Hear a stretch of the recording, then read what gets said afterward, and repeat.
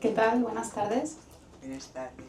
Muchísimas gracias por acompañarnos, por estar aquí. Gracias, por supuesto, a Enclave, que es un lugar, la verdad que maravilloso. Es un lugar, no sé, como librería es un lugar único. A mí me gustaría poder estar más tiempo aquí.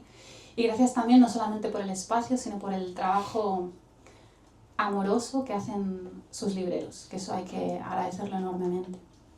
Y nada, que gracias también a vosotros y a vosotras, claro, por acompañarnos, por acompañar a las apócrifas, y me hace mucha ilusión conversar contigo, Berta, a ver por dónde vas, a ver qué sucede.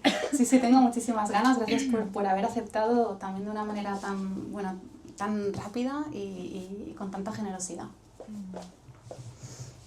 Pues muchísimas gracias a ti por invitarme, la verdad que lo considero un regalo. Cuando vi de qué iba el libro dije, wow, me encanta. Y además ya había leído el libro tuyo anterior en prosa y me gustó mucho esa faceta tuya, que hasta ahora no la conocía, porque sobre todo hasta entonces habías destacado como poeta. Y dije, bueno, pues pasamos de la poesía a la no ficción a la ficción, me apunto. Un libro maravilloso, ¿lo habéis leído? ¿Sí? ¿No? Es que el tema de los spoilers, como siempre, es un poco complicado, ¿no? Pero bueno, voy a intentar no hacer muchos. Sobre todo lo que tengo son preguntas, ¿vale? Y bastantes. Así que creo que voy a decir algo rápido y paso como a escucharte a ti, porque me ha fascinado. Una vez lo he acabado, me he dicho, tendría que volver a leerlo. Desgraciadamente no me da tiempo para esta presentación, porque está claro que está súper bien cosido y hay un montón de resonancias, reverberancias entre los distintos personajes, van cambiando de nombre, pero no necesariamente de realidad, o sí, en parte sí y en parte no, ¿no? Entonces me parece que tiene como muchísimo jugo y muchísima densidad, tanto literaria como filosófica, ¿no? Ya te preguntaré sobre ese, digamos, pozo de pensamiento, porque hay historias, pero también hay como propuestas sobre qué es la vida, qué es la realidad, qué es el conocimiento, qué es el lenguaje, qué es la comunicación, qué es el amor, qué es la vida, incluso qué es la muerte. Bueno, en cuanto al género, ya sabéis que son cuentos y su tono me ha parecido muy maravilloso en su mezcla. Empieza con un cuento que me estaba recordando más hacia el mundo de la leyenda, de la hagiografía, ese tipo de tono, ¿no? Como una especie de mini épica femenina, neomística, etc. De pronto luego salen como cuentos que parecen más fábulas de la creación del mundo o del fin del mundo o de la transformación del mundo, que tienen como, no sé, como un perfume así como cosmogonías. Vamos a hacer una cosmogonía. Y luego hay, no me acuerdo si 2 o 3 cuentos más cercanos a lo que sería la ciencia ficción, ¿no? Como por ejemplo la tecnología Mente Humana Micelio, que me ha fascinado, me ha parecido increíble, la verdad. Bueno, una cosa que me parece que tienen en común todos los cuentos es que suceden cosas raras, ¿no? Y que los testigos de esas cosas raras suelen ser pequeñitos y suelen estar más o menos solos, ¿no? Como suceden prodigios o cosas sobrenaturales o cosas que no están claras, y en general es una persona, creo yo que casi siempre femenina o hacia el mundo de lo femenino, por lo menos lo no masculino, que atestigua lo que está pasando, y además normalmente desde la duda y la sorpresa, como, bueno, y a la vez como una especie de constatación de estos son los hechos, ¿no? Hay muchas palabras tipo visión y otros sinónimos, que es lo que pasa con una visión, ¿no? Que te sobreviene y aunque sea extraña, es como, estos son los hechos. Como he dicho antes, el libro está lleno de reverberaciones, resonancias. A medida que pasas de un cuento a otro, hay como, no sé, parece que se continúan las historias, que se entrecruzan, que se intercalan.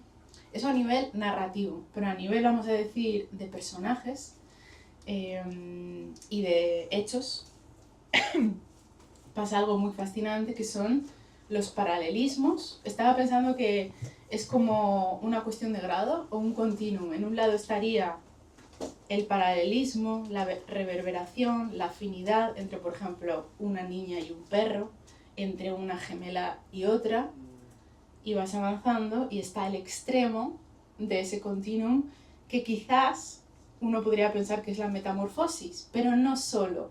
A veces es una metamorfosis completa, a veces es parcial, a veces es un solapamiento. Entonces me parece que hay una, no sé, una gran reflexión o propuesta de invitación a pensar diferencias, identidades, cosas que suceden a la vez, cosas que se separan. Y me parece que el campo semántico de la física no está, pero tengo la sensación de que también has tomado algún concepto de ahí, ¿no? Como la superposición cuántica, con dos partículas que han estado en contacto en algún momento y se afectaron, en, vamos a decir, el pasado, pasa el tiempo y a pesar de la distancia física, siguen temblando juntas, ¿no? Le haces una cosa a una partícula y la otra partícula tiembla o vibra. Y eso está pasando todo el rato en tu libro y la verdad es que no podría hacer una lista de todos los personajes porque son un montón. Pero implican tanto humanos como no humanos. Bueno, en realidad sí que me había puesto unos ejemplos. La perra Kiko y la niña Yumi, que ese es uno de mis cuentos favoritos. Las gemelas Lestari y Nirmala. Y algo que me ha encantado ha sido que en dos cuentos, que yo recuerde quizás más, esta reflexión sobre, en el fondo, la conexión entre los seres, no sé, da un paso más y en realidad es una reflexión también sobre la empatía y sobre la disolución de los límites, ¿no? Hay un cuento, que no me acuerdo cómo se llama, pero es el de la interfaz apócrifa. Vasija sueño. Vasija sueño. Que, bueno, claro, es que si no, spoiler. Bueno, vamos a decir que hay una reflexión sobre los límites o los márgenes o el fin del mundo de la empatía y la confusión de los yoes, ¿no? Y eso se vuelve a repetir, aunque con diferencias, porque como sabemos la repetición no existe, ¿no? Siempre hay como un pequeño desvío en la historia de las gatas con C y O, ¿vale? Son dos personas, C y O. Y bueno, me ha encantado eso. Parece que haya como, bueno, universos paralelos o reencarnaciones o los límites entre este tipo de conceptos son bastante difusos. No es de extrañar porque creo que esa es tu poética también en tu poesía y he rescatado algunas expresiones que tú has utilizado, bueno, las voces narrativas han utilizado. Una es el viscoso devenir. Ahí estaría un poco todo, ¿no? El devenir en el sentido de la transformación constante, incesante, y lo viscoso. Lo viscoso en el sentido de, aquí no se privilegia la vista, aunque hay vista, hay visión, como hemos dicho, ¿no? Hay iluminación, hay imágenes que te poseen, pero como en el resto de tu escritura, lo que hay es multisensorialidad, ¿no? Quizás una especie de poner en el centro tanto el tacto como el sonido. Quizás el sonido, lo que más, bueno, no sé, no es una competición, pero tacto y sonido son muy importantes. En el cuento de, no me acuerdo cuál, pero he hecho una pequeña lista de otras expresiones que utilizas para hablar del lenguaje de estas gentes y del lenguaje en general, ¿no? Hay un personaje que habla de su habla de yema y en un momento dice mi voz padre, mi voz madre, mi voz no sé qué, mi voz tal, mi voz todo básicamente, así el del enjambre. Y luego dice mi voz abeja zumbadora, que parece que fuera como una reescritura de Emily Dickinson. Y también dice esa voz, hablo, contacto, movimiento, ¿vale? Contacto, o O sea, hablo con tacto, movimiento. ¿Eso es un concepto o es una lengua o es una... Quizás incluso se podría pensar en una lengua franca, ¿no? Más allá de estos lenguajes naturales, verosímiles, el castellano, el catalán, etc., están esos translenguajes prelingüísticos del tacto, la sensación, el grito, el gruñido, el murmullo y el maullido. Luego, este lenguaje, que es el de esta voz, pero pienso que el de en general todos los personajes, también privilegia lo prensil y una especie de mezcla de perspectivas, ¿no? De hecho, ella habla de lo cerca lejos, lo cerca guión lejos. Todo se superpone. Y luego reflexiones sobre el lenguaje en general. Hay muchas, me parecen muy bellas, pero quizás mi favorita sea cuando esta voz habla del lenguaje o de la lengua como una chuchería de carne que permite silbar. A mí me parece que estaría ahí también tu poética. Chuchería, porque el lenguaje es placer, es una especie de juguete, es una especie de joya. Eso también está en el lenguaje literario tuyo, tanto en tu poesía como aquí. Es un lenguaje muy cuidado, ¿no? Se puede incluso decir esmerilado, te veo ahí como tallando. Y carne, por supuesto, el privilegio que tú le pones a lo que hemos dicho, la piel, etcétera, el cuerpo por dentro, sus interioridades, sus vísceras, que suelen salir, además, como no hay una frontera clara entre el adentro y el afuera, y que permite silbar. No dice que permite articular o pronunciar, silbar, ¿no? Me encanta. Luego, también este lenguaje, que como hemos dicho es multisensorial, lúdico, placentero, incluso libidinoso, es animal, ¿no? Muchas veces linda con lo animal, tanto por el lado del maullido, ese tipo de sonidos que hacen los animales, como por otros lados que tú remarcas con, no sé si son metáforas o propuestas filosóficas, como el de la araña, ¿no? Cuando hay lenguaje, cuando el lenguaje es una especie de visión, cuando hay conocimiento, cuando alguien nos tiene que transmitir algo, en este caso los espíritus, los antepasados, lo que surge es una especie de araña, ¿no? Que está como en el centro de todo, expresándose y fungiendo de condición de posibilidad para que el resto nos expresemos. Bueno, hay un montón de cosas más, pero también quería resaltar una frase que me ha sorprendido, la verdad. Me hubiera gustado leerla antes, que es: no somos libres porque hablamos. No somos libres porque hablamos, y luego dice: somos esclavos porque hablamos, ¿no? Esta especie de sueño de no lenguaje quizás nos daría más anchura, quizás estaríamos más sueltos sin el lenguaje humano. Sin embargo, este libro no está callado, todo lo contrario, ¿no? O sea, es muy parlanchín. Por lo tanto, esa tensión me parece muy, muy rica y muy preciosa. Así que bueno, voy a pasar a las preguntas. Hay como, me parece que 7.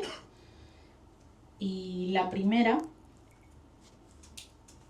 que sirve como introducción, me gustaría preguntarte por el título, Apócrifas, que sí se menciona explícitamente en un cuento, y luego algo que he leído en la contraportada, que yo por supuesto no me había dado cuenta, la contraportada la leí después, dice: se nutre de las voces de Hilma Flint, Emily Dickinson, Hadewich, o como se pronuncie, de Amberes, y aquí lo que me ha sorprendido, e indaga en las fuentes de las filosofías hindú y budista. Claro que la idea de apócrifas a cualquier gente de nuestra cultura nos remite a los evangelios apócrifos, ¿no? Entonces hay una idea muy potente de subversión, desvío, márgenes, lo prohibido, lo callado, etc. Pero también una gran espiritualidad. Entonces me gustaría preguntarte por la vertiente espiritual o cosmogónica o como quieras llamarlo del libro, y en concreto, ¿qué sería esto de lo que he dicho? ¿Dónde estaba? El pensamiento hindú. El pensamiento hindú y budista.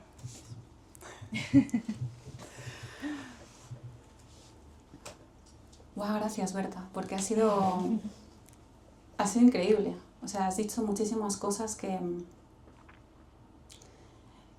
No sé, te agradezco muchísimo la lectura. Algunas cosas me las has descubierto, como siempre sucede, ¿no? Cuando alguien que ha leído de esa manera porosa lo que has escrito te descubre cosas que es como, ah, esto estaba también, ¿no? A veces somos un tanto sordas a lo que escribimos, ¿no? Es como que hay un foco tan inmediato, tan cercano, que luego la lejanía cuesta. De hecho, voy a responder a tu pregunta, pero esto me lleva también a lo que a mí me cuesta cuando, por ejemplo, un libro sale leerlo. Yo no lo hago nunca. No sé tú.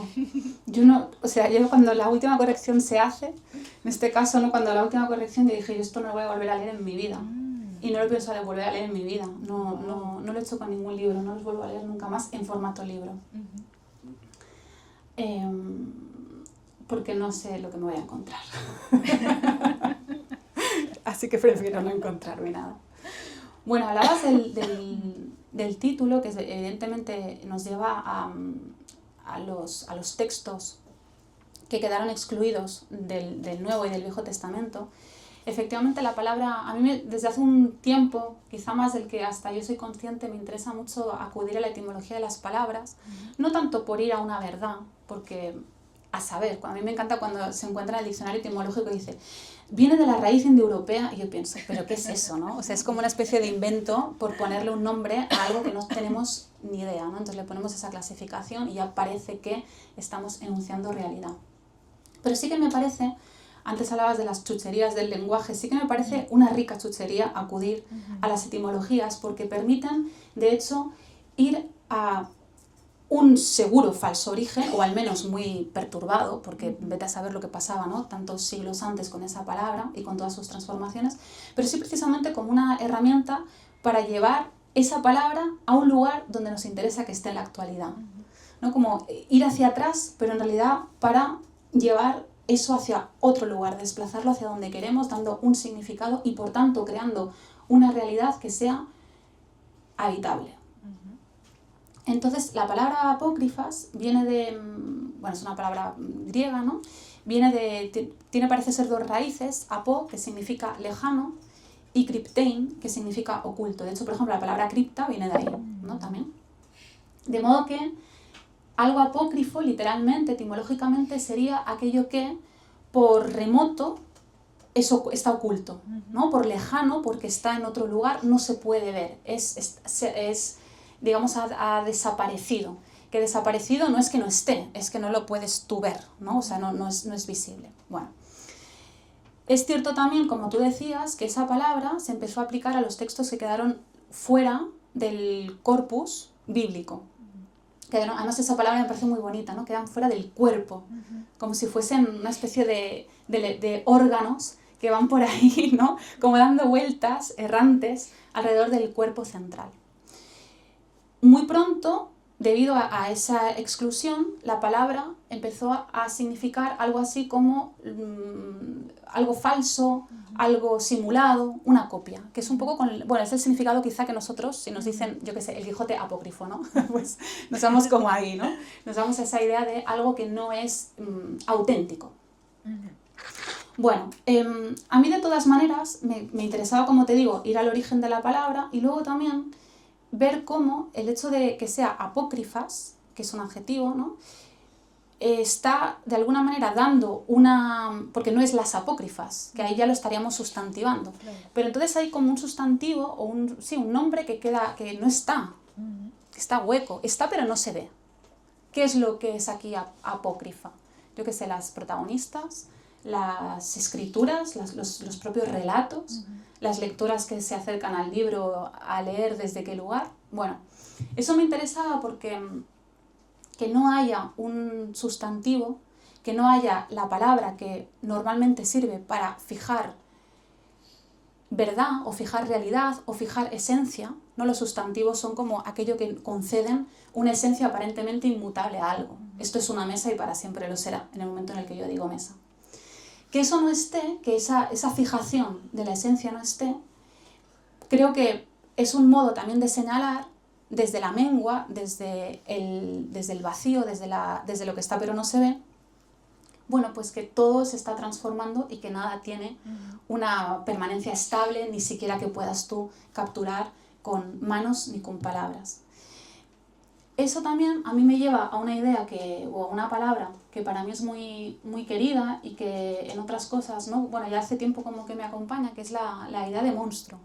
Entendiéndola también en el sentido etimológico, es decir, bueno, de hecho viene de una palabra latina que es mostrare, luego mostrare, que es básicamente señalar, ¿no? Porque el monstruo o los monstruos en su propio cuerpo lo que hacían eran mostrar la presencia de la palabra de los dioses. Lo que se creía es que una persona tullida, ¿no? Le falta un brazo, le falta una pierna o tiene una deformación corporal, es porque la palabra de los dioses ha entrado en ese cuerpo y ha modificado el cuerpo de esa persona. Claro, a partir de ese momento, ¿un monstruo qué es, no? ¿Es un ser humano únicamente? O quizá es un dios en parte porque alberga la palabra de los dioses. Ya es difícil clasificar y saber qué es un monstruo. Está en un lugar entreverado. Entonces, claro, para mí también la idea de lo apócrifo tiene muchísimo que ver con esta monstruosidad o con este modo de acercarnos a lo monstruoso. Que es, al final, a mí también me parecía como, me gustaba luego de haber decidido el título, que ahí también Raúl ayudó, porque yo estaba muy perdida con el título. También como convertirlo en verbo, ¿no? Como apocrifar. Apocrifar sería algo así como devenir monstruo. ¿Qué significa eso? Pues entenderte y relacionarte con los otros desde el estar sin ser una esencia, sin ser estable, transformándote. También, por tanto, desde una errancia, en el sentido de lo que significa errar como andar dando tumbos y no en el centro, y también la equivocación, ¿no? Ir equivocándote. Y eso también, y ya como por acabar esta idea de lo apócrifo, también a mí me llevaba a que, bueno, al final apocrifar sería algo así como menguar de humanidad, ¿no? Como deshacerte un poco de los códigos humanos. Y yo me preguntaba, bueno, ¿y si dejamos de estar viviendo tanto los códigos humanos que nos queda? Para mí queda la ternura, que creo que es un vínculo más allá o más acá, o que nos permite quizá trazar tacto y entendernos desde el tacto con todo lo que está vivo y lo que está muerto. Porque para mí lo que está muerto también es otra forma de estar, ¿no? Esa dicotomía. Bueno, entonces eso, relacionándolo con lo que leíste ahí en la contra, bueno, me voy a ir sobre todo al budismo, porque hay algunas ideas del budismo. Yo no soy experta en budismo, claro, pero bueno, alguna cosa he leído y también lo llevo a lo que a mí me ayuda a vivir, básicamente, ¿no? Que al final de eso se trata, de salir, de estar más o menos en el mundo, sin provocar demasiado daño. Pues el budismo, una de las cosas que dice, si acaso la primera es, bueno, el sujeto es una ilusión mental, ¿no? El sujeto no existe. El sujeto, yo que sé, por ejemplo, si hablamos de Nagarjuna, es un autor budista del budismo Madhyamaka de India. El siglo II a.C., siglo II después de Cristo, no se sabe muy bien cuando Nagarjuna estuvo diciendo lo que dijo, pero en todo caso se puede leer porque hay libros traducidos de él. Y entonces Nagarjuna, básicamente, por apoyarnos en una escritura que habla del budismo, él empieza a casi como lo que hace Wittgenstein, y en realidad es en el casi. O sea, como hace Wittgenstein tantísimos siglos después, él se pone a analizar de una manera lógica todos los conceptos. Y entonces lo que dice es, bueno, al final todos estos conceptos son ideas y esas ideas están cargadas de vacío. Que no significa que sean nada, sino que lo que significa es que para que una idea viva, para que una palabra y lo que significa viva, eso quiere decir que está condicionada por todas las otras. O sea que una palabra no tiene un significado abstraído del resto de los otros significados, y que una palabra cuando se dice está chocándose con todas las otras y por tanto también sus significados se están chocando y creando algo entre todas ellas, no de manera individual, ¿no? Ese condicionamiento llevado a la idea de sujeto. Luego además es muy divertido porque Nagariun acaba diciendo, bueno, la propia idea de vacío que yo estoy defendiendo para todo, también es una idea vacía, ¿no? O sea, es como que se lo carga todo y entonces ya, fin, ¿sabes? Cierra dice, hasta luego, ya aquí acabamos. Bueno, entonces para mí también lo que he comentado antes de las apócrifas en cuanto a lo monstruoso, para mí también tiene mucho que ver con esto, entender que todo aquello que está viviendo y muriendo está en contigüidad, todo está sucediendo por un efecto de contagio. Entonces el budismo un poco lo que nos viene a decir eso, y el budismo también después de esto pues nos dice, claro, nuestro mayor, o sea, el sufrimiento ¿de dónde viene? El sufrimiento viene de sentirnos un sujeto, porque lo acabamos pensando, nos acabamos creyendo esa idea, nos acabamos creyendo que somos un sujeto separado de todo lo otro, que serían objetos. Claro, si yo estoy separada de todo lo otro, yo deseo lo otro, porque no soy yo, porque está lejos, porque es inalcanzable. Además es que por definición es lo absoluto inalcanzable, ¿no? Lo que no soy yo es inalcanzable. Claro, y ahí también hablo del budismo y luego habría que hablar de muchísimas ramas del budismo, ¿no? Pero bueno, nos vamos a permitir esta generalización para poder comentar algunas ideas que creo que pueden estar bien, ¿no? Alrededor del libro. Entonces, el budismo lo que dice es, si tú te das cuenta de que esa idea se ha creado lingüísticamente, que eso es súper interesante, porque el budismo analiza muchísimo el lenguaje. Nagarjuna analiza los conceptos, pero lingüísticamente. O sea, hace unas teorías del lenguaje brutales, ¿no? Entonces dice, claro, si el sujeto es una creación y por tanto el yo no está separado de todo lo otro, sino que está sucediendo y viviendo en connivencia con todo lo otro, en el momento en el que destruimos esa idea, en el momento en el que no nos creemos un yo fuerte y aislado, ya no deseamos, porque somos también todo lo otro, porque todo lo otro está sucediendo también en nosotros, porque ya no hay un límite entre yo y lo otro. Y ahí el deseo cae. Cae porque es que ni existe, digamos, ¿no? Porque no tienes que desear alcanzar lo otro, porque no hay otro.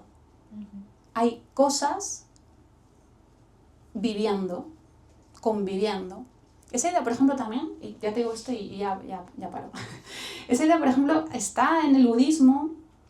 Si nos fuéramos también a corrientes de pensamiento hindú, pues también podríamos ir rescatando referencias al respecto, pero está también en Grecia. Cuando yo hace relativamente poco, leyendo no me acuerdo qué libro, pero me pareció muy interesante, igual esto lo conocéis, en Grecia había dos palabras para referirse a la vida, a lo que nosotros llamamos vida, bios y zoé, que no sé si se pronunciaría así, ¿no?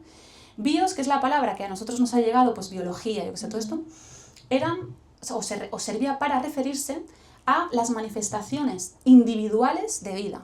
O sea, cada uno de los seres, que bueno, que tú ves y dices, mira, pues un ser, mira, otro ser, ¿vale? Pero todos esos seres, todos esos bios, surgían y regresaban a Zoé. Que eso es una especie de manto de vida que une todo lo que está, deja de estar, se transforma, vive y muere. Por tanto, claro, yo creo que, fíjate, ¿no? Incluso en nuestra propia lengua, bios sí que llega, y tenemos palabras con esa raíz, pero yo creo que con la otra raíz no tenemos, no lo sé. O sea, habría que buscar. A mí a priori no se me ocurre. Y sin embargo esa palabra está designando una vida que nuestra cultura nos ha acabado arrebatando, y el lenguaje nos ha acabado arrebatando, porque igual si entendiéramos que se puede vivir bios y se puede vivir zoé, y no es que se puede, es que las dos cosas suceden a la vez, igual ahí empezaríamos ¿no? a entendernos de otro modo con todo lo otro que está. Wow, me parece fascinante. Gracias por grabar la charla, porque la voy a volver a escuchar. Y la verdad es que me hace pensar en un montón de cosas. Me hace pensar en la teoría Gaia. Me hace pensar en... bueno, da igual. Muchas cosas, ¿no? Pero bueno, escuchándote, recuerdo que mientras leía el libro llegué a la conclusión de lo que me parece que es uno de sus grandes logros, algo que yo de verdad aprecio mucho, que es que claramente tiene una gran densidad filosófica, espiritual incluso, pero son historias, ¿no? O sea, todo lo que tú has explicado no está enunciado, en algún punto sí que está enunciado, pero en general está encarnado en lo que le pasa a los personajes, ¿no? Y es muy difícil porque al fin y al cabo lo que estás planteando es una gran idea de continuidad, masa, desidentificación, hiperconexión, ¿no? Cómo contar historias desde ahí, ¿no?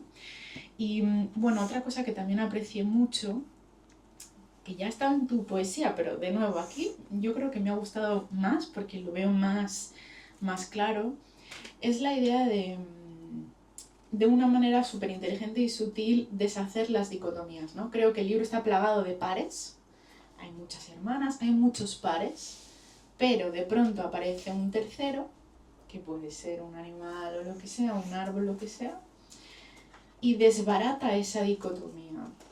Es más, cada uno de los elementos de la dicotomía en algún momento también se desbaratan, se deshacen, se rehacen, ¿no? Y bueno, ya lo has comentado, pero una de esas dicotomías que se diluyen sería la de vida y muerte. En un momento hablas de están los vivos y los muertos, no exactamente, son unos apagados. Están apagados, es distinto. Luego, otra dicotomía interesante, tratando de no revelar mucho, hay un árbol muy raro, hay un árbol, ¿qué te hace ese árbol?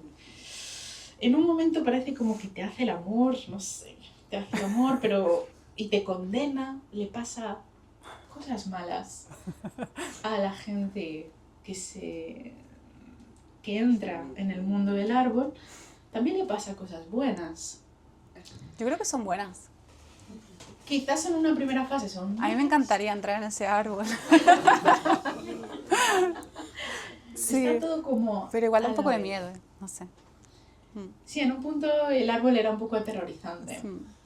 Parecía como un imán, no sabes qué hay dentro, ¿no? Pero relaciono esto del árbol y lo de las dicotomías con una frase que hay en algún cuento, no recuerdo cuál, que es romper es curar, ¿no? Entonces estamos todo el rato en el sí es no, el no es sí. Un daño, en verdad pasa un tiempo o viene una iluminación o suceden las cosas y de pronto es positivo o sigue adelante la vida, ¿no? Y ya para acabar, otra de esas dicotomías que me ha encantado y que conecta directamente con mi obsesión actual es la del lenguaje como virus o parásito, que uno pensaría, eso es claramente negativo, no necesariamente. En biología se distingue como de una, bueno, no de una manera tan clara, pero por lo menos conceptualmente una cosa sería el parasitismo y otra cosa sería el mutualismo. Pero parece ser que aquí los distintos tipos de simbiosis también se deshacen, ¿no? Y hace poco me enteré, cosa que no sabía, y os lo dejo aquí como... Yo creo que hay que darle muchas vueltas a esto. No me acuerdo el porcentaje, pero vamos a decir un 70%. Era muy alto. Como el 70% o más de las relaciones entre seres vivos es parasitaria. Y hay un biólogo, cuyo nombre ahora mismo no recuerdo, que decía, en realidad, el estudio de la vida es, en su mayor parte, parasitología. Como que no nos acabamos de dar cuenta de que eso sucede, eso desafía nuestras maneras de pensar.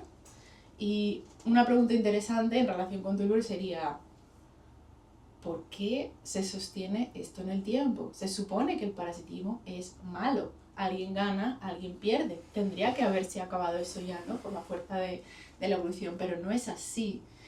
Y no es así quizás porque es más complejo, que es lo que pasa en tus cuentos. Bueno, así que la pregunta sería, ¿qué pasa con los gemelos, con los pares en estos cuentos?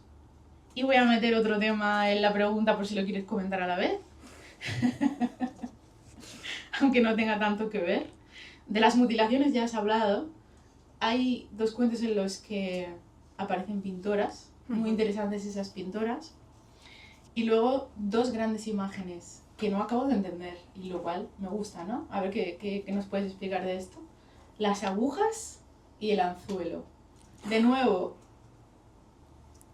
positivo y negativo no aplica. A tratar de dilucidar qué es esto. A ver. Bueno, voy a tratar de ir enlazando cosas a ver cómo me sale.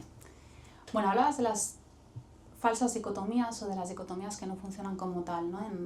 En los cuentos. Claro, las dicotomías al final son creaciones, muchas de ellas lingüísticas, que luego intervienen en la realidad creando una realidad aparentemente dicotómica cuando obviamente no es así. Por ejemplo, hablabas hace poco, bueno, hace nada, de los parásitos, ¿no? Hace muy poquito tiempo hablabas de los parásitos. Y claro, yo no tengo ni idea de parásitos, ¿no? Pero a mí me parece, así como por compartir una idea que me viene a partir de lo que tú has dicho, los parásitos, que creo que esa palabra la hemos precisamente como connotado de una negatividad enorme. Pero si un ser te ocupa y hay un equilibrio, ¿qué problema hay? Nosotros somos parásitos de la tierra, ocupamos la tierra. Como todos los seres, es que al final, no sé si la idea de ser parásito sería la más adecuada para dar cuenta de esto, pero quiero decir que al final, no sé, un glóbulo rojo es un parásito mío o, eso, o la flora intestinal que tengo, pero al mismo tiempo me ayudas, ¿no? Hay unas relaciones que yo creo que son, como tú decías, mucho más complejas, y en todo caso, esa complejidad para mí es interesante por cuanto destruye la identidad y el aislamiento. No somos una cosa ni estamos aisladas, porque no solamente es que hay otros seres que viven supuestamente fuera de nosotras y que nos están también alimentando en el sentido de lo que decíamos antes, ¿no? De vivir con. Es que también dentro está pasando todo eso. De hecho, yo recuerdo a Carl Sagan, que es un... A mí me gusta muchísimo Carl Sagan, la verdad. Y entonces en la serie está en Cosmos, también está en el libro en el que él basa la serie de televisión. Y hay un momento dado, también un poco como para ver todo eso que, esa especie como de seres que no controlamos, pero que están y que están muchas veces, bueno, muchas veces no, es que nos permiten la vida. Carl Sagan decía, si tuviéramos que digerir una simple manzana de manera lógica y racional, es decir, pensando que por nuestro cerebro pasarán todos los procesos químicos que significa digerir una simple manzana, antes de haber... Se fue la manzana. A ver. Si no lo... Ay, pues sí, se murió. Bueno, pues lo digo así, ¿no? No pasa nada, ¿no? Sí. Igual para la grabación no se oye tanto, pero igual si te lo pones más cerca... no lo tienes ahí. Esto sí, no, pero es como... Bueno, no sé. Si se oye más o menos, si intento proyectar la voz, cosa que a mí me cuesta un poco, pero no pasa nada. Es que, no sé, o igual es que yo no sé, pero creo que no... Bueno, pues Carl Sagan decía que si tuviéramos que, de manera lógica, ¿no?, controlar todos esos procesos, nos moriríamos de hambre antes de digerir la manzana. Ya está, fin. Con lo cual, está, por una parte, muy bien todo eso que pensamos que son parásitos o que están viviendo, ¿no?, como por nosotras, porque sin todo eso no viviríamos. Entonces yo creo que a veces aplicamos como una visión... Antes hablábamos de lo bueno y lo malo como una visión mala, algo que en realidad no es bueno ni malo. Cuando hablábamos, es lo que es. Claro, cuando hablábamos del árbol, el árbol es bueno y malo. Lo bueno y lo malo como dicotomía es algo que nosotros luego imponemos y vemos de esa manera la realidad, pero las cosas no son buenas ni malas. Nada de lo que sucede ni acontece es bueno ni malo, porque eso es una categoría moral. Las cosas sencillamente acontecen y suceden. Bueno, entonces eso por una parte. Luego también todo lo que decías de las figuras, o sea, las gemelas o las figuras dobles, las figuras entreveradas, que para mí tiene mucha relación con esto, porque las figuras entreveradas, yo estoy entreverada con un montón de seres que ahora mismo están dentro de mí, soy yo soy ellos, ¿no? Entonces eso es lo mismo que no se pueda ver, o a veces sí se puede ver en algunos personajes, ¿no?, que se transparentan de manera así como curiosa, O quizá puede ser porque yo tenga a otro ser aquí al lado, ¿no? Una siamesa o una hermana, gracias, muchas gracias, o una hermana gemela. Para mí tiene que ver con eso, con tomar conciencia de que en realidad no estamos solas, la soledad es lingüística, digamos, y social y cultural, pero en lo que vive nada está solo. Entonces, bueno, hay personajes que como tú dices, sí que... Y muchas veces, a veces esta especie como de relación entre ellas no la llegan a saber nunca. Por ejemplo, en el cuento del árbol, que se titula A veces un extraño impulso, hay dos personajes, sobre todo las dos protagonistas, digamos, los dos personajes principales, pasan por una experiencia idéntica, que es entrar dentro de un árbol. O sea, hay un árbol que está hueco y que parece que está maldito, y ellas, con toda su inocencia, entran ahí y pasan cosas, suceden cosas. Los adultos dicen que son cosas muy malas, que eso las va a marcar de por vida y que sus vidas van a ser, digamos, nefastas, ¿no? O sea, que se van a convertir en monstruos, pero en el sentido que van a marcar van a ser como prodigios de lo nefasto. Pero para mí ese árbol y lo que ellas viven en dos momentos distintos, porque cada una también tiene una edad distinta y por tanto su vida, ¿no?, se desarrolla en un momento distinto, esos dos personajes están absolutamente vinculadas. Las dos son las que tienen dos corazones. Y una de ellas, que es una doctora, ¿no?, se pasa toda su vida intentando encontrar a alguien que tenga dos corazones como ella, porque quiere dejar de estar sola, no quiere ser la única que tenga dos corazones. Y nunca se va a enterar de que esa otra niña existe, que también fue al árbol como ella. E incluso también yo creo que muchas veces en esos vínculos también hay equilibrios, ¿no? Cómo termina una, igual no lo digo para no, como tú dices, para no desvelar, pero hay una compensación en qué le pasa a una, cómo acaba una y qué sucede al final del cuento con la otra, como si una y otra se estuvieran comunicando sin ellas saberlos. Yo realmente creo que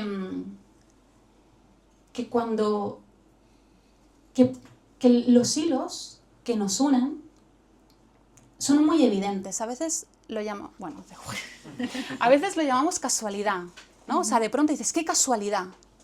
Yo creo que las casualidades, o eso que llamamos casualidad, que es una especie como de hilo que de pronto se ha coloreado, no deja de ser que tu atención te ha permitido ver ese vínculo con algo con lo que tú pensabas que no tenías un vínculo, ¿no? Eso es podríamos hablar ahí como de acontecimiento.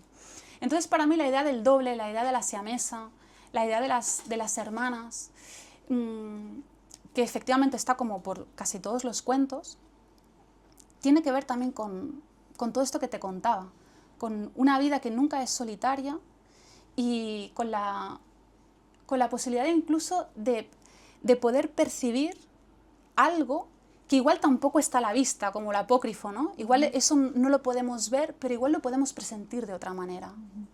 Entonces también rebajar quizá el discurso lógico y el discurso racional, igual también permite destruir según qué códigos de lo humano, lo que hablábamos antes, quizá para, no sé, como un poco animalizarnos, abestiarnos. Decía, me parece, Montaigne, y lo recoge Chantal Maillard, s'abetir, ¿no? Como volverse bestia, porque quizá desde ese otro modo de tomarle la temperatura a las cosas, de intentar, ¿no?, como palpar las cosas, igual ahí podríamos ser más conscientes, no desde lo lingüístico, de esos hilos y ver que los siamés está todo el tiempo estamos conviviendo con los siamés. Los siamés no significa que haya alguien exactamente igual a mí. Los siamés es un hongo, somos siamesas, el hongo y yo, ¿no? Y yo creo que también eso no es solamente como un divertimento, o yo no lo percibo como un divertimento, no quiero funcionar, pero no pasa nada.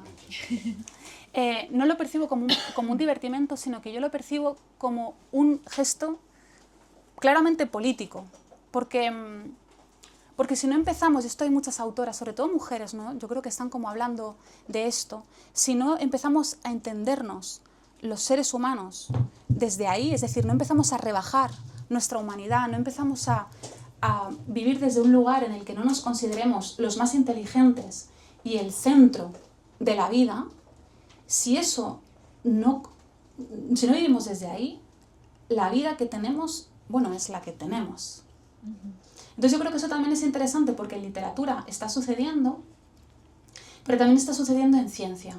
Y creo que la ciencia ahí tiene muchas cosas que decir, también porque sigue siendo un discurso hegemónico. Y yo creo que hay autoras, por ejemplo, Laura Tripaldi, que Raúl me recomendó el libro, se llama Mentes Paralelas, y de ahí de hecho sale también el cuento de Vasija Sueño, el del hongo. Pues, bueno, ¿no? Ahí hay mujeres que están hablando desde la ciencia y entendiendo el lugar quizá más humilde o quizá no central que los seres humanos debemos empezar a ocupar y ocuparnos de ponernos ahí. Claro, totalmente de acuerdo contigo. Y antes de pasar a la siguiente pregunta, un apunte, ya que hablabas de Carl Sagan, lo digo para que nos acompañéis a pensar en estas cosas, porque yo desde que me enteré no he podido parar de pensar en esto, que es que nuestras células, las células las llamamos vivas o muertas, ¿no? Puede una célula estar viva y puede una célula estar muerta, pero no se considera un ser vivo. Las células tienen orgánulos. Al menos uno de esos orgánulos, que es la mitocondria, que es muy fuerte.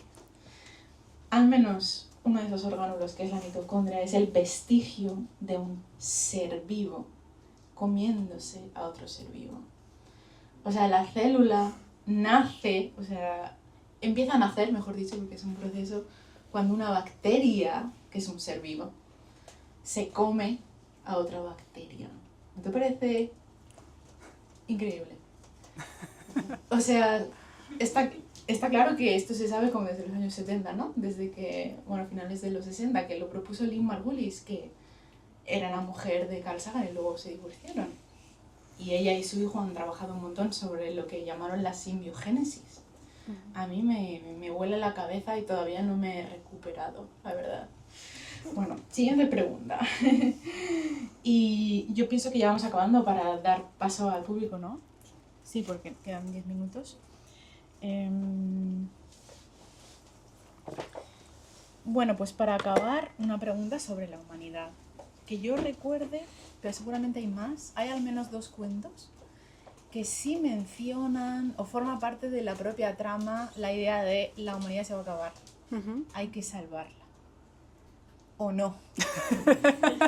Claro, es que eso también me gusta. O no. Eso lo veréis al final del último cuento. Entonces, quería saber si nos cuentas algo más sobre este tópico, que además es, como decíamos antes, entronca con toda la ciencia ficción, ¿no? Y otra pregunta que meto también solapada, y que tiene que ver con la dedicatoria, que la leemos al final del libro, ¿no? Si nos puedes contar algo del proceso creativo y de la vida personal.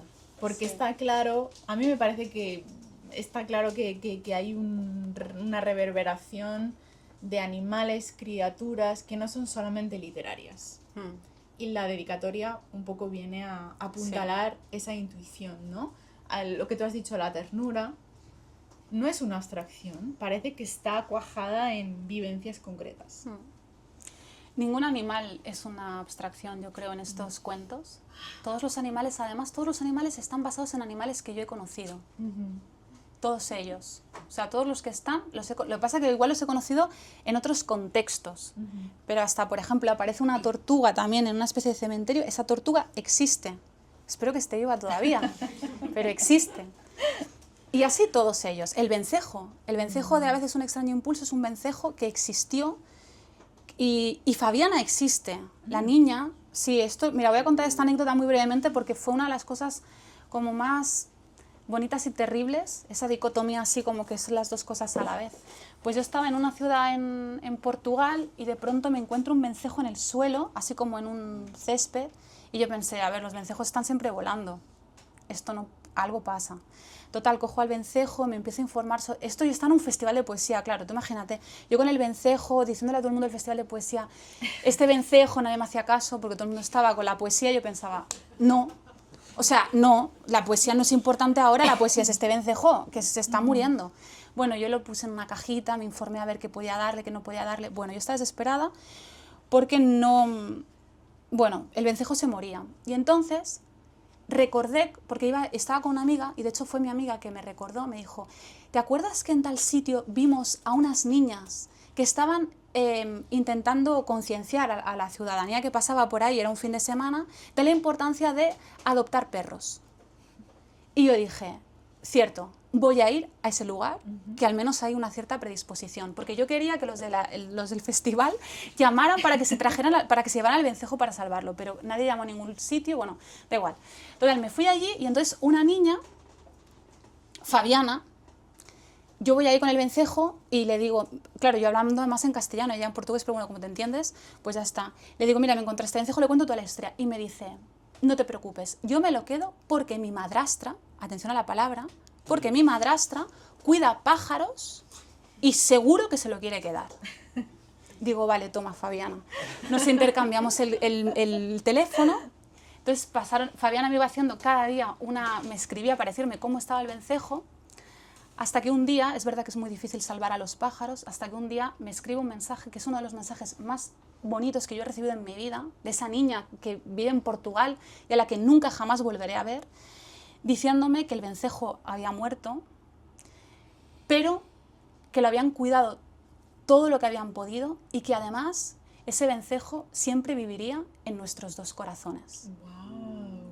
Una niña que debería tener 15 años. Mira, lo digo igual. Entonces Fabiana, bueno, pues cómo no iba... Bueno, pues así el vencejo, así con todos los animales, ¿no? Entonces los animales son animales concretos que yo he conocido y con los que han sucedido cosas. Claro, hay dos animales con los que han sucedido muchas cosas, que es la dedicatoria, ¿no? El libro está dedicado a Natsu y a Tadaima, gatas con las que yo he vivido. Natsu murió hace un año, eran hermanas, y Tadaima todavía pues está viva.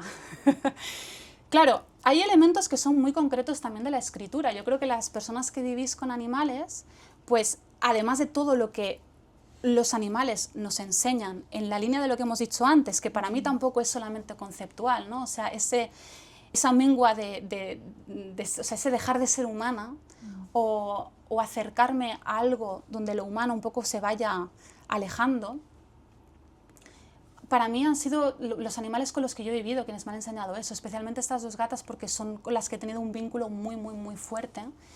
Y ellas lo que me han enseñado es que la comprensión sucede sin lenguaje. Que la comprensión no tiene que ver con hablar, tiene que ver con el tacto, con tocarnos.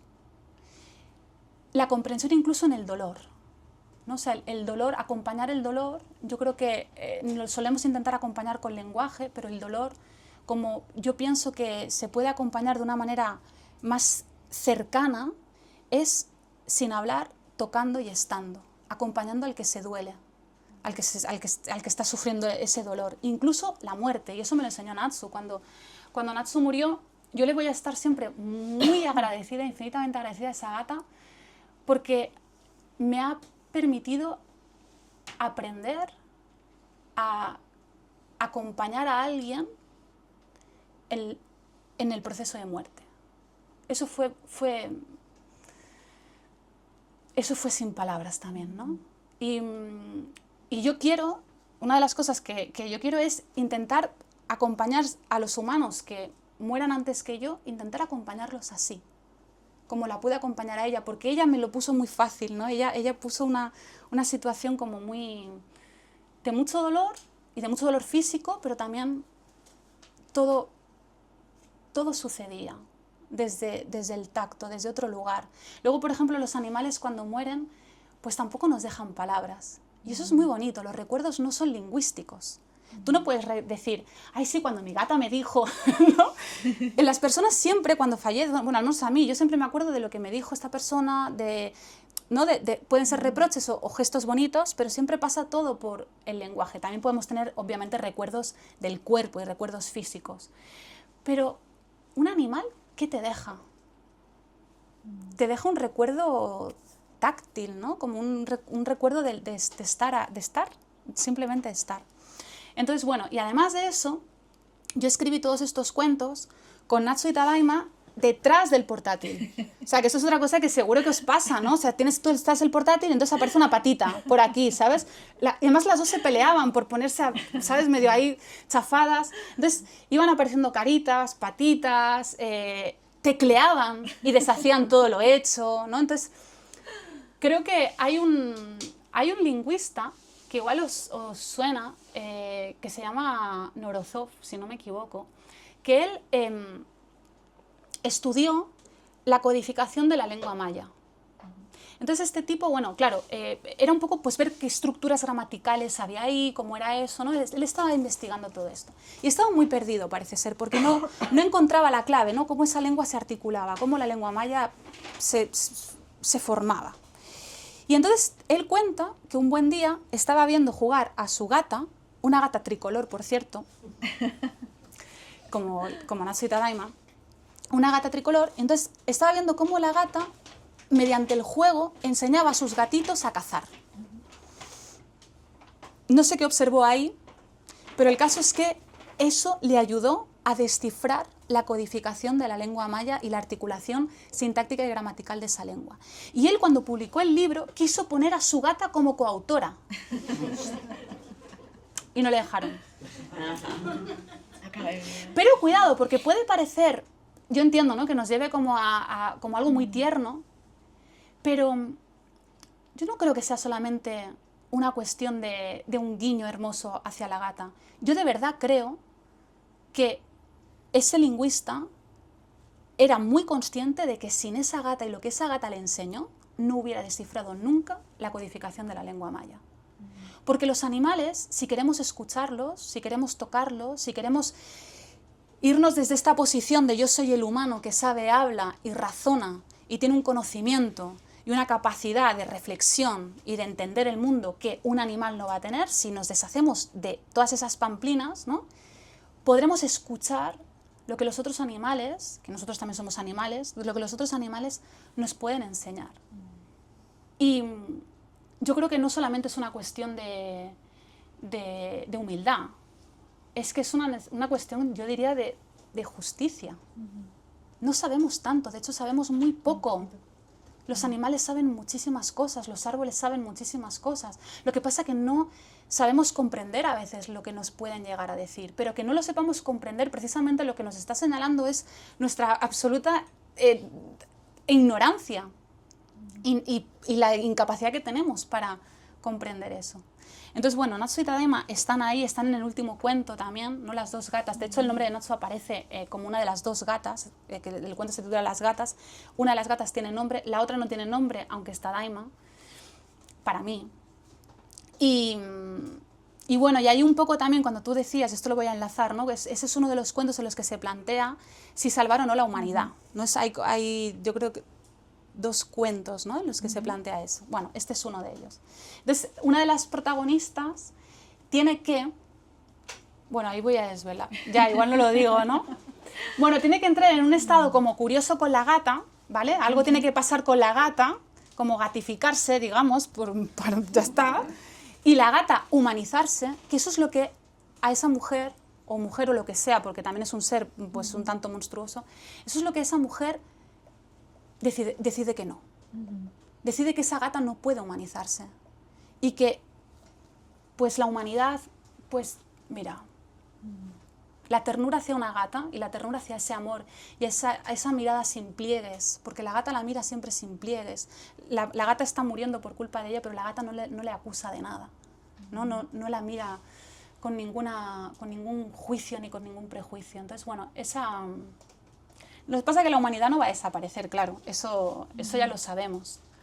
El problema en sí no es que desaparezca la humanidad por cómo estamos viviendo ahora, el problema es todo el sufrimiento innecesario que está habiendo y todo el dolor innecesario que está habiendo, porque no somos capaces de dejar de ser tan humanos.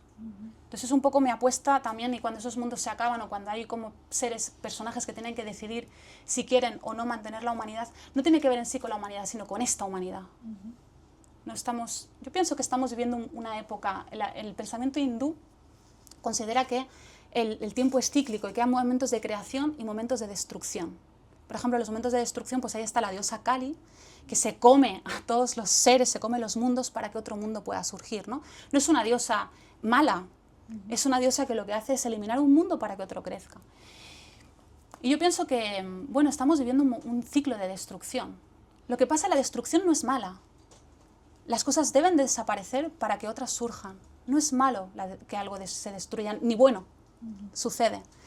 Pero ¿qué pasa? Que ante este miedo a la desaparición y ante este momento que estamos viviendo, claro, ¿qué sucede? Que ahí hay muchísimas decisiones políticas y también a veces individuales que nos están llevando a un sufrimiento innecesario y a unas violencias sin retorno innecesarias. Eso es lo que yo pienso que los animales nos pueden enseñar, a desaparecer con el dolor intrínseco a la desaparición, pero no con el dolor que los humanos añadimos por ambición, por maldad, por perversión, por creernos tan inteligentes y tan únicos. Perfecto. Me apunto. No sé, estás ahí ya. Estoy ahí. Pues igual damos paso al público, si alguien quiere preguntar, comentar, ¿sabéis leer el libro?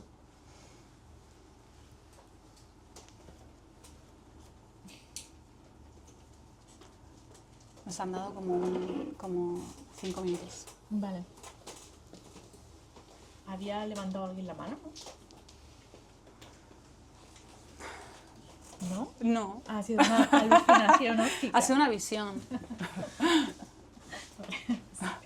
Yo quiero dar las gracias porque me parece un descubrimiento este libro, me parece un regalo increíble, y el vernos desde otros seres, o sea, volver la mirada, como que nos hace como relajarnos un poco más, ¿no?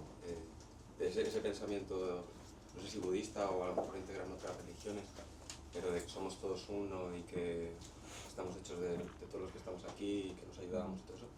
No sé, me parece muy valiente en los tiempos de hoy, me parece un discurso muy potente y muy valiente sobre todo. Yo creo que la valentía es, o sea, ser valiente y temerario más que valiente es no escuchar eso. ¿Sabes a lo que me refiero? Si no escuchamos eso, está muy claro hacia dónde vamos. Y el problema no es que los humanos vayamos ahí, porque los humanos nos lo estamos buscando todo nosotros. El problema es que estamos arrastrando a otros seres, a la Tierra entera. La Tierra, si nosotros menguamos en número y tal, vale, sí, eso se podrá quizá, ¿no? Pero ¿por qué tanto sufrimiento? ¿Por qué arrastramos a tantos seres? ¿Por qué acabamos con tanta vida? ¿No? ¿Para qué? Porque pensamos que la poseemos, ¿no? Esto también hay, claro, el vínculo que se tiene con la vida también depende de la cultura, aunque es verdad que, claro, hoy en día vivimos todos en un mundo neocapitalista y ahí, aunque haya atisbos de otras culturas, se quedan en algo muy micro, ¿no? Quiero decir que esta idea también de el mundo está para servirnos de él, bueno, pues es bíblica. El mundo es una pradera, es un Edén, sírvete, ¿no? Sin embargo, por ejemplo, la cultura japonesa, el Shinto, que sería como la ética, ¿no? El modo de vida más intrínsecamente japonés, en el sentido que de los primeros, hay vestigios, ¿no? De los supuestos primeros japoneses que llegaron al archipiélago, pues ahí ya hay ritos que se pueden vincular con el Shinto. Claro, para el Shinto el mundo no es una pradera o un jardín para abastecerse de los frutos, sino que en realidad el ser humano es un ser más en ese mundo, que es un mundo que a veces es abundante y a veces arrebata. O sea, es abundante porque te puede dar de comer, pero también arrebata vidas que a su vez van a servir para alimentar las otras vidas. Entonces, claro, el Shinto coloca al ser humano en una posición mucho más humilde que la nuestra, en un lugar de respeto y de reverencia hacia todo lo que está vivo y todo lo que está muerto, porque ahí no hay esa dicotomía, ¿no? Entonces, pero claro, y de eso podríamos encontrar un montón de culturas, hay muchas culturas, hay sabidurías antiquísimas en esta línea, en muchas culturas. Es decir, que no tenemos que inventarnos nada. Lo que tenemos en realidad es que quizá volver un poquito más a eso, escuchar un poco más eso, y no... de hecho, bueno, hay autoras Anne Baring, el libro este, no sé si lo habéis leído, hay un libro de Anne Baring que se llama El mito de la diosa o algo así, donde ella habla, o sea, hay una investigación que ella realiza que es interesantísima, y lo que dice es, bueno, esta visión que de una cultura, digamos, guerrera, que confronta con otras, donde se crea el enemigo, donde se crean estos dioses dicotómicos del cielo y también luego, pues, con el cristianismo, ¿no?, el infierno. Todo esto viene, según dice ella, de unas tribus que llegan del norte y que empiezan a conquistar el Valle del Indo y también la zona, lo que luego es Grecia. Y entonces, según los estudios que ella ha realizado, antes de eso, ahí había unas culturas preeminentemente, digamos, basadas en ideas cíclicas. El tiempo no era una línea, sino que todo era cíclico, y el culto a la diosa. Y entonces ahí los poblados no tenían muros, no tenían murallas, no había que defenderse de nadie, porque los que vinieron y trajeron otros mitos, los mitos son peligrosos, porque los mitos al final pueden llegar a, bueno, instauran ideología, ¿no? Entonces, claro, no es lo mismo un mito de la gran diosa, donde la vida y la muerte, como decíamos, está todo imbricado, y donde no se crea la idea del otro como enemigo, bueno, ¿no? O sea, los dioses del Olimpo, ¿qué dioses del Olimpo? Los dioses no están ni en el cielo, o sea, ¿no? Los dioses de pronto empiezan a estar en el cielo. ¿Por qué? ¿Y por qué no en la tierra? ¿Por qué no entre los gusanos y los excrementos? Bueno, eso es lo que llevamos viviendo con todos los cambios culturales, ¿no?, también, y bueno, y claro, y luego también económicos. Es lo que llevamos viviendo durante muchísimos siglos. Pero claro, Anne Baring lo que dice es, cuidado, esto no es el único mundo posible. Si nos vamos a lo que pasó antes de estas incursiones de estos pueblos del norte con estas mitologías, igual podríamos volver a vivir de otro modo. Eso es interesante como utopía. Como utopía, para mí la utopía no tiene que ver con lo que nunca se va a alcanzar, sino que tiene que ver con imaginarse algo. Yo creo que las utopías son muy poderosas porque nos permiten imaginar otra cosa. Y cuando tú imaginas otra cosa, ya puedes ir un poco hacia allá, ¿no? Entonces, la palabra utopía, que a veces también está un poco... Bueno, yo creo que ahora se está recuperando otra vez, ¿no? Pero que a veces ha estado un poco denostada como por lo que nunca va a pasar. Bueno, pero tener la posibilidad de imaginar, eso es muy potente, porque cuando imaginas, creas realidad. Entonces, ahí, no sé. Bueno, hay un comentario. Yo te quería hacer una pregunta que es un poco quizás capciosa o dirigida porque, bueno, tiene que ver con algo que tanto en La isla desnuda como en tu poesía previa como en lo que llevo leído de este libro, y es en relación con, tanto desde el punto de vista quizás de técnica narrativa como de, bueno, pues ya que estamos hablando de esto, de perspectiva filosófica, con el extrañamiento como herramienta. Es decir, tú dirías que, porque yo creo que casi es, si no la característica central de tu literatura o mucho de lo que tú haces, la herramienta con la que la creadora, el creador debería enfrentarse a lo que crea, y también para desfamiliarizar el mundo, todos estos tipos de códigos que tenemos aprendidos para amar. Total, sí. Ya Sí. te llega graciosa, Sí, graciosa, sí. El extrañamiento y el asombro, quizá. Ambas, no, el extrañamiento puede ser... Tiene que ver con el asombro para mí. Tiene que ver con ser, quizá con acercarse a las cosas sin... Había un antropólogo que decía, que creo que se llamaba Franz Boas, pero no estoy muy segura, que decía algo así como ver es pensar. Entonces él lo que defendía es que cuando vemos algo, lo que estamos haciendo en realidad es acudir a todo lo que hemos aprendido antes, y por tanto no estamos viendo la cosa en sí, sino que estamos viendo todos nuestros prejuicios, pensamientos, aprendizajes y por tanto las limitaciones. Entonces, para mí el asombro y el extrañamiento tienen que ver con intentar ser consciente al menos de eso, que cuando nos acercamos a las cosas no nos acercamos de una manera inocente, y quizá después intentar eliminar todas las capas posibles de todo lo que nos han enseñado en nuestra manera de acercarnos correctamente. Lo que decíamos antes del bien y el mal, ¿no? Está bien acercarse a las cosas de una manera y está mal acercarse de otra. Hay cosas que nos enseñan a decir esto es bueno y esto es malo. Pero si eso un poco podemos verlo, señalarlo, quizá nos podemos desprender y quizá contemplar en sí lo que acontece. Entonces sí, para mí el extrañarse y asombrarse, ¿cómo vives también si no, no?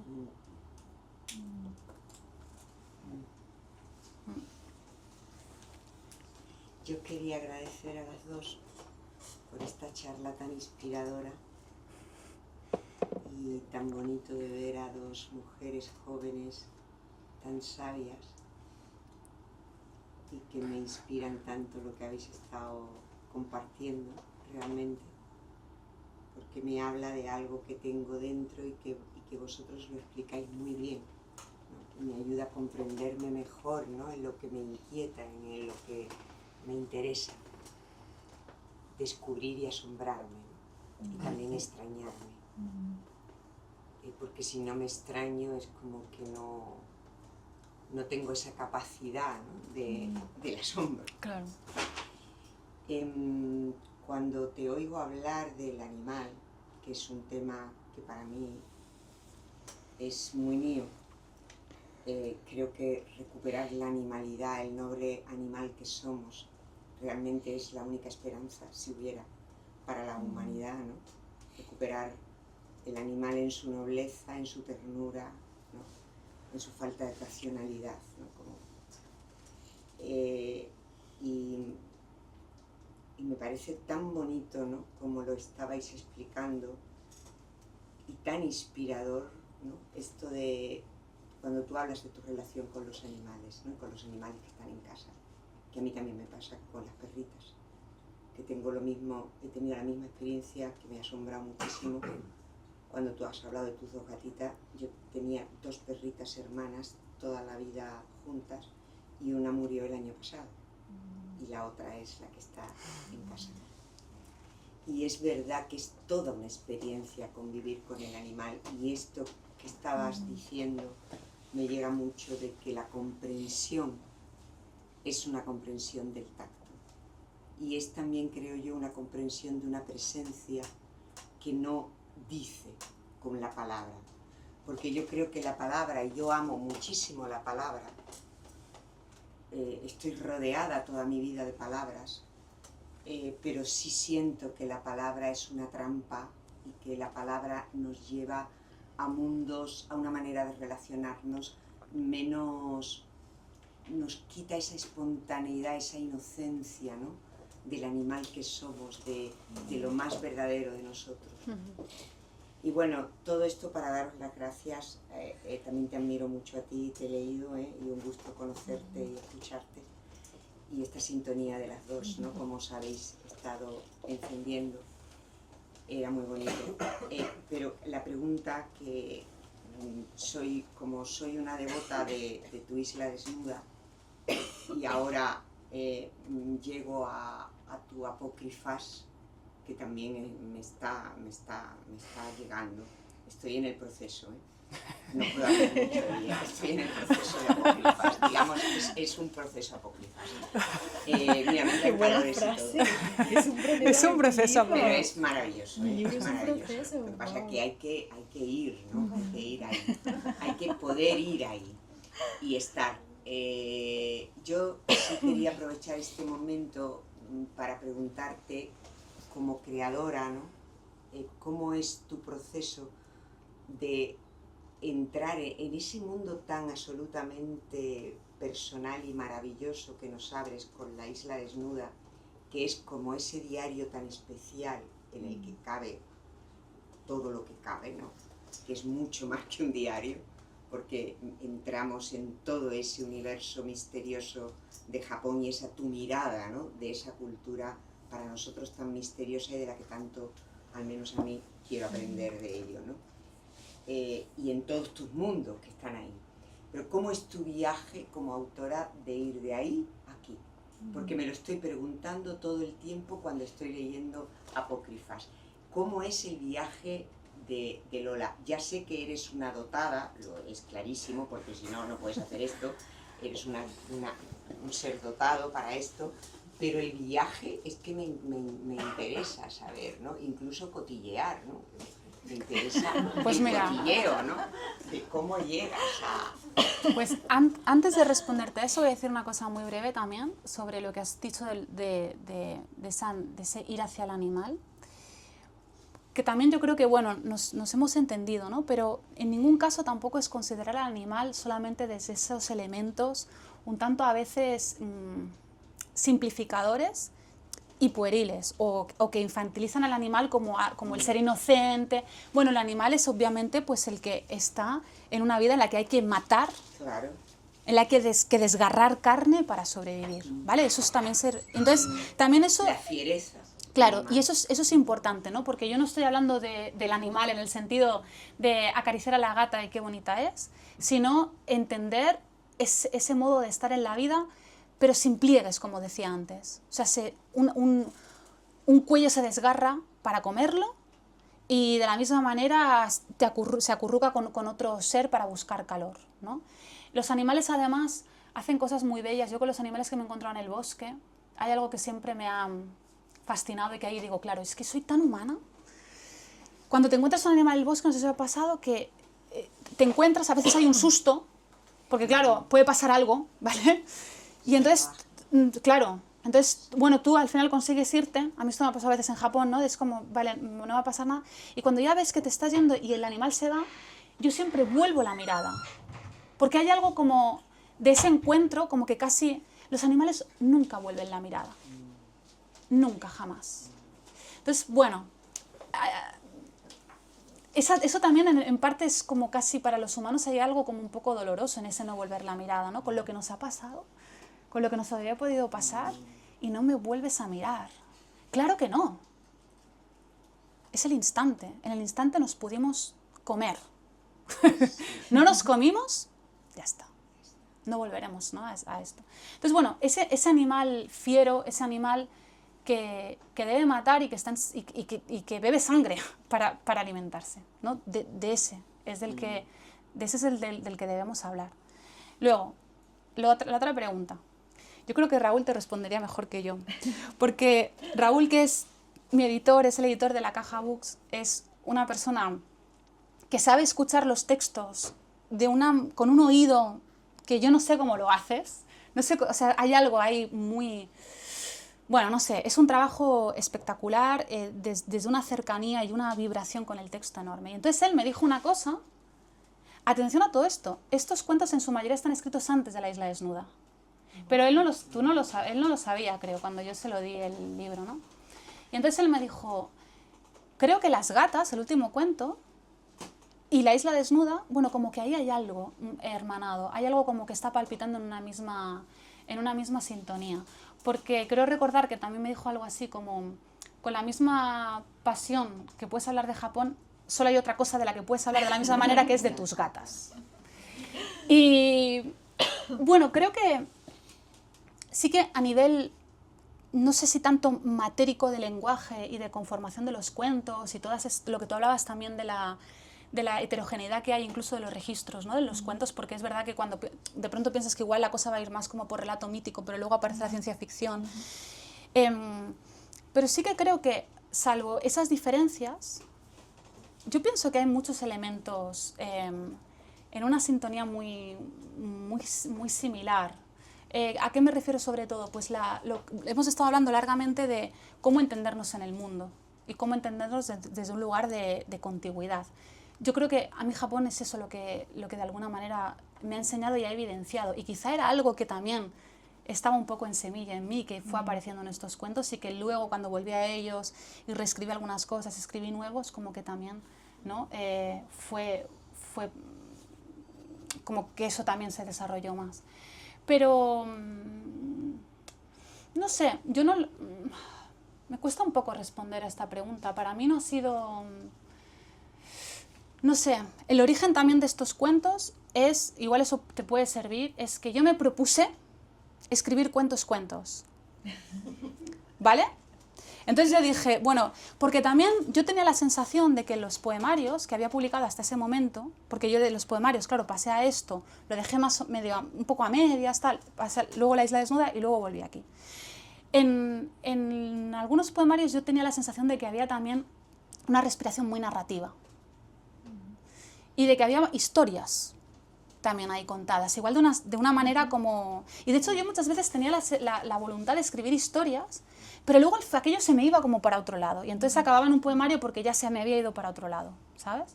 Era como una... Sí, como no controlaba yo eso y entonces si no lo controlo se iba para allá. Entonces dije, bueno, me voy a proponer como una especie de reto escribir cuentos. O sea, que no se enturbie hacia otra cosa, que sean relatos. Yo estaba muy convencida de que eran cuentos. De hecho, le dije a Raúl, he escrito cuentos clásicos. Este es un libro muy clásico, son cuentos clásicos, ¿vale? O sea, son cuentos. Y él me dijo, bueno, bien, cuentos. Luego me dijo, igual no son tan cuentos, ¿no? O sea, no sé si te lo has planteado. Luego yo lo volví a leer cuando ya lo estábamos corrigiendo y dije, me ha vuelto a no salir. No son cuentos. O sea, otra vez he fracasado. Pero bueno, como lo quiso publicar... Pues, el libro se va apocrifando, ¿no? El libro se va apocrizando. El más cuento. El libro se va siendo monstruoso conforme sí. el mejor de los sentidos. Así que bueno, el libro sí que es verdad que viene como de un reto. Igual en ese sentido se parece al primer libro que escribí, que fue Alambres, que el reto ahí era escribir un poemario. Y este fue escribir cuentos. No sé si eso te... Sí, salieron te dice algo. Eso es lo que estaba dentro de ti, esos cuentos. O fuera, y me poseyeron. Claro, exacto. Que es lo mismo. Pues, vale.